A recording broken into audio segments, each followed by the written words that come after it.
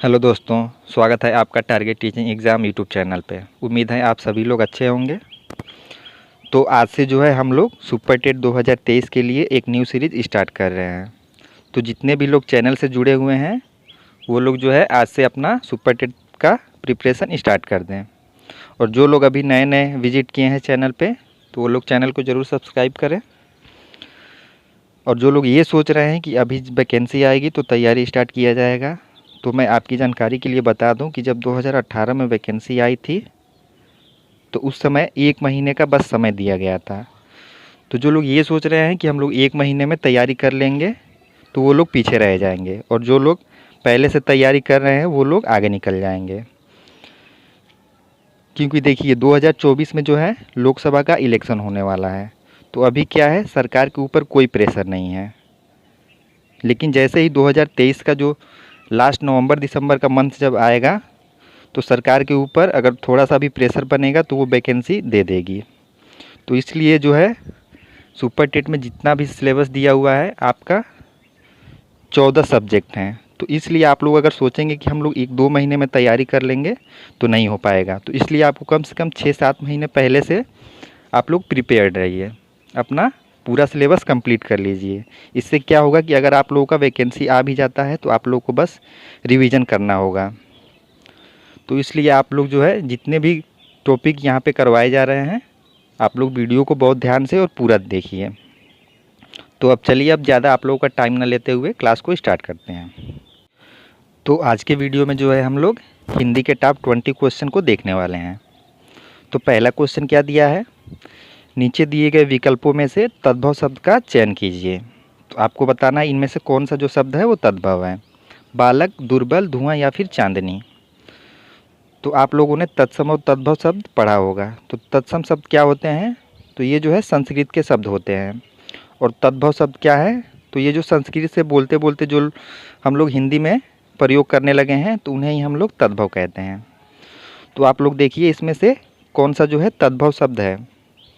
तो जो बालक है ये आपका जो है तत्सम है, दुर्बल जो दिया है ये भी आपका तत्सम है, और चांदनी दिया है ये आपका तत्सम नहीं है। देखिए बहुत कन्फ्यूजन होता है, ये आपका एक विदेशी शब्द है और ये फ़ारसी भाषा का शब्द है। जो चांदनी है ये फ़ारसी भाषा का शब्द है, तो इसे भी आप लोग ध्यान में रखिए।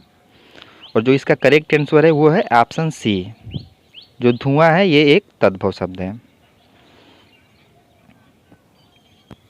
देखते हैं अगला प्रश्न। धुआं जो है इसका जो तत्सम होता है वो धूम्र होता है। तो धूम्र से जो है ये धुआं इसका तद्भव हो गया है। 2 नंबर का प्रश्न है, निम्न में से लहर शब्द का पर्यायवाची नहीं है। तो आपको बताना है इनमें से कौन सा जो है वो लहर शब्द का पर्यायवाची नहीं है। आपको नहीं पे ध्यान देना है। ऑप्शन ए में है तरंग, ऑप्शन बी में वीची, ऑप्शन सी में उर्मी, ऑप्शन डी में तुरंग। तो कौन सा जो है लहर शब्द का पर्यायवाची नहीं है, तो इसका जो करेक्ट आंसर है ऑप्शन डी, तुरंग जो है ये लहर शब्द का पर्यायवाची नहीं है। बाकी इसमें तरंग, वीची, उर्मी ये तीनों जो हैं लहर शब्द के पर्यायवाची हैं। तुरंग किसका पर्यायवाची है, तो जो तुरंग है ये घोड़ा का होता है। तो घोड़ा के और क्या क्या पर्यायवाची हैं, तो अश्व है, घोटक, संध्या ये सभी जो है घोड़ा के पर्यायवाची हैं। 3 नंबर का प्रश्न है, आपको बताना है कौन सा शब्द स्त्रीलिंग नहीं है। स्त्रीलिंग नहीं है, पानी, बाल्टी, चूड़ी या फिर इमली। तो पुल्लिंग और स्त्रीलिंग शब्दों का पहचान करने का सबसे अच्छा तरीका है आप लोग इसका वाक्य प्रयोग कीजिए। जैसे कि या इसका जो करेक्ट आंसर है ये है पानी। पानी जो है ये पुल्लिंग शब्द है, स्त्रीलिंग नहीं है। बाकी इसमें चूड़ी, बाल्टी और इमली तीनों जो हैं स्त्रीलिंग शब्द है। जैसे कि आप पानी का जब वाक्य प्रयोग करेंगे तो क्या करेंगे कि पानी पिया जाता है, ना कि पी जाती है। और बाल्टी जो है स्त्रीलिंग है, जैसे बाल्टी जो है गिर गई, ना कि गिर गया। चूड़ी टूट गई, इमली खाई जाती है। तो ऐसे आप लोग जब वाक्य प्रयोग करेंगे तो पुल्लिंग और स्त्रीलिंग का आसानी से पहचान कर लेंगे। अब देखते हैं अगला प्रश्न। अगला प्रश्न है, मही प्लस ईस में संधि करने से कौन सा शब्द बनेगा। महेश, ऑप्शन बी में महेश दिया है, ऑप्शन सी महीश या ऑप्शन डी महीश। तो क्या बनेगा, तो इसका जो करेक्ट आंसर है ये बनेगा महिष। इसमें जो है दीर्घ स्वर संधि है, बड़ी ई और बड़ी ई मिल के जो है ये बड़ी ई में बदल गया है, तो इसमें जो है दीर्घ स्वर संधि है। और जो ऑप्शन ए में महेश दिया है इसमें कौन सी संधि है, तो इसमें जो है आपका गुण संधि है, ये बना है महा प्लस ईस से। क्वेश्चन नंबर 5 है, निम्न में से किन्हें अयोगवा कहते हैं। ऑप्शन ए विसर्ग, ऑप्शन बी अल्पप्राण, ऑप्शन सी संयुक्त व्यंजन या ऑप्शन डी महाप्राण। तो किन्हें अयोगवा कहते हैं, तो इसका जो करेक्ट आंसर है हम लोग विसर्ग को जो है अयोगवा कहते हैं। तो देखिए जो अनुस्वार और विसर्ग दोनों होते हैं वो अयोगवा होते हैं। अनुस्वार यानी कि जो अंग है और विसर्ग यानी कि जो अ, ये दोनों जो हैं आपके अयोगवा हैं। और संयुक्त व्यंजन कौन से होते हैं, तो छ, त्र, ज्ञ और स्र। अल्पप्राण कौन से व्यंजन होते हैं, तो अल्पप्राण हर वर्ग के पहले, तीसरे और पांचवे जो वर्ड होते हैं वो अल्पप्राण होते हैं। और महाप्राण कौन से होते हैं, तो हर वर्ग के दूसरे और चौथे जो वर्ड हैं वो महाप्राण होते हैं। चलिए देखते हैं अपना अगला प्रश्न। तो अगला प्रश्न पूछा है हाथी का पर्यायवाची शब्द नहीं है। तो कौन सा जो है हाथी का पर्यायवाची शब्द नहीं है, तो चारों ऑप्शन आप लोग देख लीजिए। तो इसमें जो ऑप्शन ए दिया है ये जो है हाथी का पर्यायवाची नहीं है। जो पुंडरीक दिया है ये हाथी का पर्यायवाची नहीं है। जो पुंडरीक है ये कमल का पर्यायवाची है, ये कमल का पर्यायवाची है। तो इसका करेक्ट आंसर है ऑप्शन है। देखते हैं अगला प्रश्न। 7 नंबर का प्रश्न है, राजमार्ग में कौन सा समास है, तत्पुरुष, द्वंद्व, कर्मधारय या बहुब्रीहि। तो इसमें जो कौन सा समास है, इसमें तत्पुरुष समास है। इसका करेक्ट आंसर है ऑप्शन ए। इसका जो अब हम लोग समास विग्रह करेंगे तो ये होगा राजा का मार्ग। तो जिसमें भी आप लोगों को कारक चिन्ह दिखे वहाँ पे जो है तत्पुरुष समास होता है। जैसे देशभक्ति, देश के लिए भक्ति, राजकुमार, राजा का कुमार, ये सभी जो है तत्पुरुष समास है। और द्वंद्व समास कौन से हैं, तो जिनमें दोनों पद प्रधान होते हैं, जैसे कि दिन रात, सुबह शाम, आजकल, ये सभी जिसमें आपको योजक चिन्ह दिख जाए वहाँ पे जो है ये योजक चिन्ह जहाँ पे दिख जाए वहाँ पे जो है द्वंद्व समास है। कर्मधारय किसमें होता है, तो जिसमें विशेषण और विशेष्य का संबंध होता है, जैसे कि चरण कमल, नील कमल, ये सभी जो है कर्मधारय समास है। और बहुब्रीहि समास कौन सा होता है, तो जिसमें कोई पद प्रधान नहीं होता है, कोई तीसरा पद जो है प्रधान होता है, जैसे कि गजानन, लंबोदर, ये सभी जो है बहुब्रीहि समास हैं। अब देखते हैं अगला प्रश्न। 8 नंबर का प्रश्न है, आपको सुमित्रा में प्रत्यय बताना है। तो कौन सा प्रत्यय होगा, तो इसका करेक्ट आंसर है वो है ऑप्शन ए।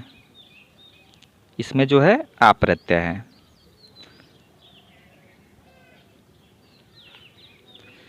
अब देखते हैं अगला प्रश्न।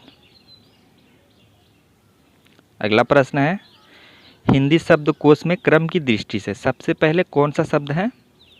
ए में रुकना है, बी में रुआब है, सी में रुआंसा है, ऑप्शन डी में रुतबा है। तो हिंदी शब्दकोश में क्रम की दृष्टि से सबसे पहले कौन सा शब्द है, तो इसका जो करेक्ट आंसर है यह है ऑप्शन सी। ऑप्शन सी जो है रुआंसा, इसका सही उत्तर है। तो सबसे पहले अगर शब्दकोश में आप लोग हिंदी का देखेंगे तो सबसे पहले आप लोग देखेंगे कि किसमें जो है स्वर वर्ड है सबसे पहले। तो देखिए इसमें जो है रू तो सब में है, ए में भी, बी में भी, सी में भी, डी में है, तो ये तो सब में कॉमन है। और उसके बाद आप लोग चेक करेंगे कि स्वर वर्ड किसमें सबसे पहले आ रहा है। तो देखिए ए में तो क आ गया, तो ये व्यंजन वर्ड हो गया, तो ये तो काट दीजिए, फिर रुतबा भी काट दीजिए। फिर उसके बाद इन दोनों में आप लोगों को कन्फ्यूजन होगा। तो आप लोगों को बता दूं मैं, जो अनुस्वार और विसर्ग होते हैं यानी अंग, अ, या फिर ये जो चंद्र बिंदु हो गया, तो ये जो है आपके स्वर से भी पहले प्रयोग किए जाते हैं। तो इसलिए इसका करेक्ट आंसर है रुआंसा। तो आप लोग समझ गए होंगे। अब देखते हैं 10 नंबर का प्रश्न। 10 नंबर का प्रश्न है, अरे सुनो, मुझे सूरदास को कोई सड़क तो पार करा दो। इसमें थोड़ा टाइपिंग एरर है, सूरदास को कोई सड़क तो पार करा दो में सूरदास क्या है? व्यक्तिवाचक संज्ञा, द्रव्यवाचक संज्ञा, जातिवाचक संज्ञा या फिर भाववाचक संज्ञा? तो इसका करेक्ट आंसर क्या है? इसका करेक्ट आंसर है सूरदास में जो है ऑप्शन सी जो दिया है जातिवाचक संज्ञा, ये सही है।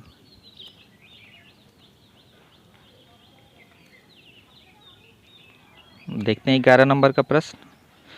11 नंबर का प्रश्न है शुद्ध वाक्य है। तो चारों ऑप्शन आप लोग पढ़िए, कौन सा शुद्ध वाक्य है? तो इसमें जो करेक्ट आंसर है ये है ऑप्शन सी, यह एक ऐतिहासिक घटना है। तो यह जो है शुद्ध वाक्य है। ऑप्शन ए क्यों गलत है?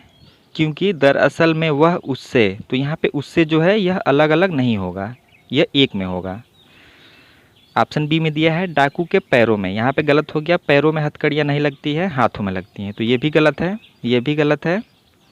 और ऑप्शन डी में दिया है आपका भवदीय, तो ये इसलिए गलत है क्योंकि आपका के साथ भवदीय नहीं आएगा, या तो केवल आपका आएगा या फिर केवल भवदीय यूज होगा। तो आप लोग समझ गए। अब चलते हैं 12 नंबर के प्रश्न पे।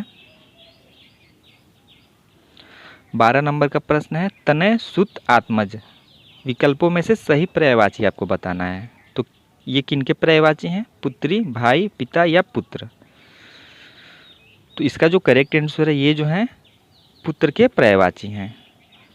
और यहीं पे अगर हम लोग तनया, यहाँ पे सब में अगर आ की मात्रा लगा दें तो ये क्या हो जाएगा? ये पुत्री का पर्यायवाची हो जाएगा। तनया सुता आत्मजा। 13 नंबर का प्रश्न है द्विज के अनेकार्थी शब्दों में से निम्नलिखित में से कौन सा एक शब्द नहीं आता?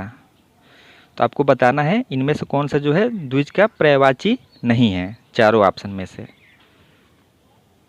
तो इसका जो करेक्ट आंसर है ये है ऑप्शन डी जो विदेह दिया है, ये जो है द्विज का अनेकार्थी शब्द नहीं है। बाकी द्विज के अनेकार्थी शब्दों में ब्राह्मण, पक्षी, दांत, ये सभी जो हैं द्विज के अनेकार्थी शब्द हैं। अब 14 नंबर का अलंकार से प्रश्न है कि रूपक अलंकार आपको बताना है कहाँ पे होता है। तो चारों ऑप्शन आप लोग पढ़िए। तो इसका जो करेक्ट आंसर है वो है जो ऑप्शन बी दिया है, उपमेय उपमान के अभेद में, यानी जब उपमेय और उपमान में अंतर दिखाया गया हो वहाँ पे जो है रूपक अलंकार होता है।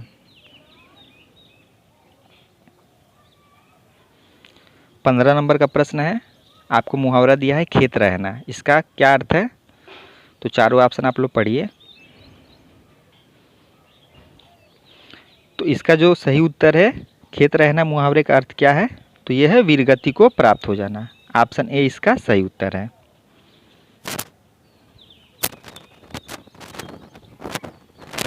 सोलह नंबर का प्रश्न है हाथी को वश में रखने वाला विशेष लोहे का कांटा को क्या कहते हैं? हौदा, अंकुश, भाला या चवक? तो इसे हम लोग कहते हैं जो ऑप्शन बी में दिया है अंकुश, इसका सही उत्तर है।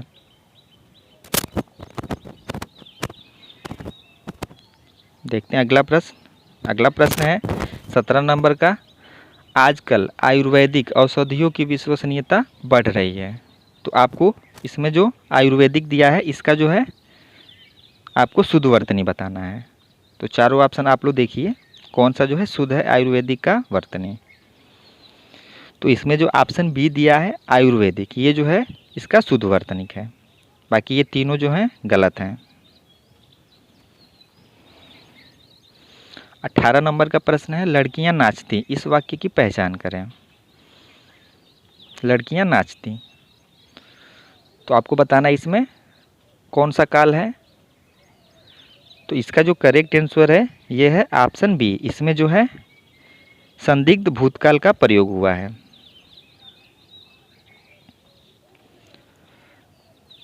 19 नंबर का प्रश्न क्या है? 19 नंबर का प्रश्न है सीय मुख सरिस, सीय मुख भाई, पंक्ति में कौन सा अलंकार है? प्रतीप, विभावना, रूपक या अनन्वय? तो इसका जो करेक्ट आंसर है इसमें जो है आपका ऑप्शन डी में जो दिया है अनन्वय, ये इसका सही उत्तर है। इसमें अनन्वय अलंकार है। अब देखते हैं आज का अपना लास्ट 20 नंबर का प्रश्न। 20 नंबर का प्रश्न है, ठंडा पानी ठंडा पैदा करता है, इस वाक्य में कौन सा शब्द विशेष्य है? तो आपको बताना है इसमें कौन सा विशेष्य है। तो सबसे पहले हम लोग समझते हैं कि विशेषण और विशेष्य हम लोग कहते किसे हैं। तो देखिए, विशेषण हम लोग उसे कहते हैं जो किसी शब्द की विशेषता बताता है।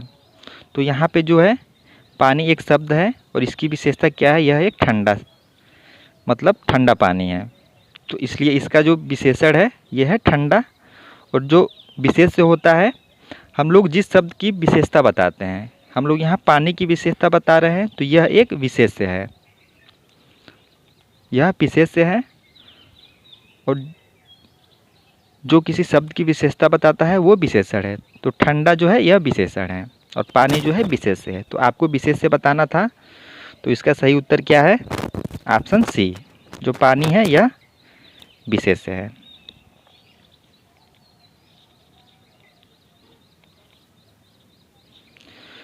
तो ये आज का लास्ट क्वेश्चन था। उम्मीद है आपको सारे क्वेश्चन अच्छे लगे हैं। अगर क्वेश्चन अच्छे लगे हैं तो चैनल को सब्सक्राइब कीजिए। अब आपसे मिलते हैं अगले वीडियो में, तब तक के लिए धन्यवाद।